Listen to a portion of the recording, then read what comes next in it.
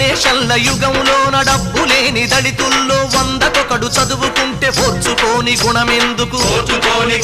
మరి లంచగొండి దేశంలో వెనకబడ్డ జాతుల్లో 1000కొకడు నౌకరైతే ఏడ్చుకునే బుద్ధెందుకు పాయసాల జీడిపప్పు తినే వాళ్ళకి సమే మా గంజిలోన ఉప్పు చూసి గొణుగుడెందుకు చౌదరి గారు ఓ నాయుడు గారు రెడ్డి గారు